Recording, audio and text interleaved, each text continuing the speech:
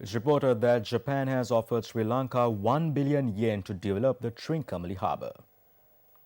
During a meeting which was held at Temple Trees yesterday with Dr. Hiroto Izumi, the Japanese Prime Minister's special advisor and the Japanese ambassador in Sri Lanka, Prime Minister Ranil Wickremesinghe said they made great progress on Japan-Sri Lanka economic cooperation. During the meeting, Dr. Hiroto Izumi reaffirmed his government's commitment to develop East Container Terminal of the Colombo South Harbour as a joint venture partnership of Sri Lanka and India. Issuing a release, the Prime Minister's office said Bandaranayake International Airport expansion project will also receive Japanese assistance. It added that an LNG terminal will also be built in Sri Lanka with Japanese assistance. Discussions about freedom of navigation in the Indian Ocean was also held at the meeting. Ministers Mangala Samaravira, Ravi Karunanayake, Kabir Hashim, Malik Samaravikrama, Sagala Ratnayaka and several others attended the meeting. However, the release did not state if the Minister of Foreign Affairs or a representative from that ministry attended the meeting. Meanwhile, the island reported that Japan has offered Sri Lanka 1 billion yen to develop the Trincomalee harbour during this meeting. Japan is intervening on behalf of the US, America, Japan, South Korea, Taiwan, Singapore. These countries are together in order to handle their power in the Asian region. Here, all of these countries cater to the needs of America. These are just a variety of steps taken by America using these countries to establish and handle their powers over the Asian region.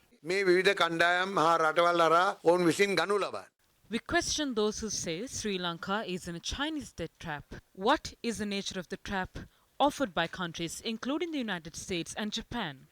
There is no such thing as free lunch. Everything comes with a price to pay. Talking about the Hambantota port, I was the subject minister back then. Today, it has already been sold for 299-year leases. Now, as everyone knows, we had our government back then. This government exists now, and there was Chandrika Bandaranaike's government back then. Even during her government, state institutions were sold in this manner. Can anyone recall institutions which were sold on any type of lease that had been regained by the government? No. This is definitely as good as sold.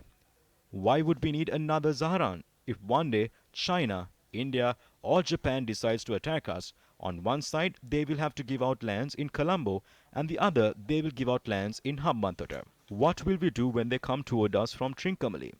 These are the economic hubs and defense hubs. The ideal person for this is Ranil Wickremesinghe. Back then, our village temple used to host an auction. There was an auctioneer, and he used to sell items to the highest bidder. Similarly, Ranil Wickremesinghe is a talented auctioneer.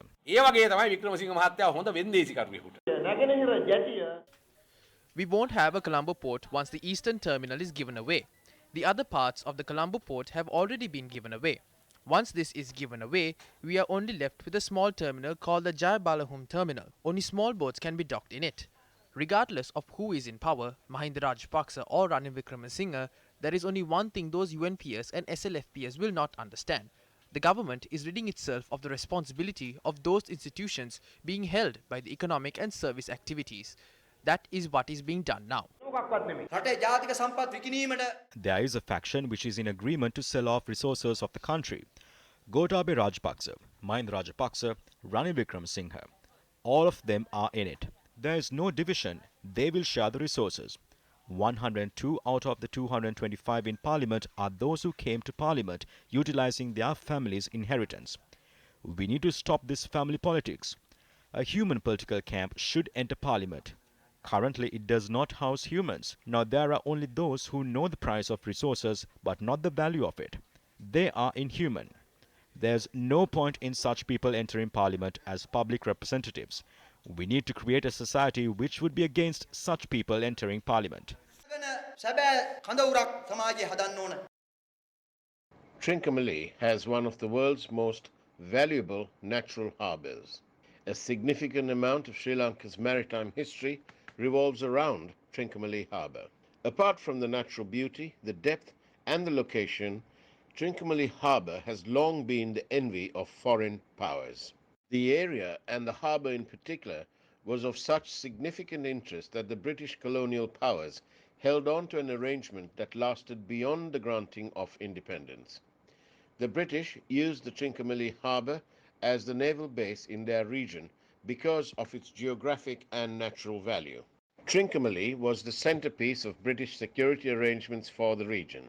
Admiral Dr. Jayannath Columbage, director of the Centre for Global and Strategic Studies, said that the Trincomalee harbour has a natural depth of 25 metres and does not have to be dredged, and it is a huge advantage in comparison with the Hambantota and Colombo ports.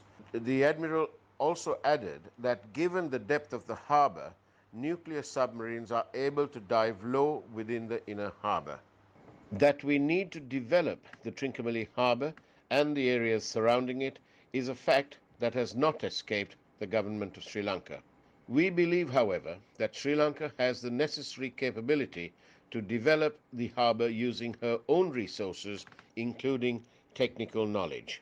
The invaluable assets our nation has been blessed with must be protected and should not be sold in order for foreign nations to fulfill their own political agendas, however geopolitically important it may be to them. It appears that the fact that Sri Lanka is a republic and an independent country is conveniently overlooked by several interested nations in the current context. Global powers would do well to understand that Sri Lanka, although small in size, is fiercely independent. Our neighbours and global powers would do well to appreciate Sri Lanka's freedom and independence, as it would never be forgotten by the citizens of Sri Lanka. Japan found out Sri Lanka's value in the 1951 summit in San Francisco when President J.R. Jayawardena stood against the world in support of Japan. Hopefully, they haven't forgotten this helping hand at a time of need and will continue to have our best interest at heart.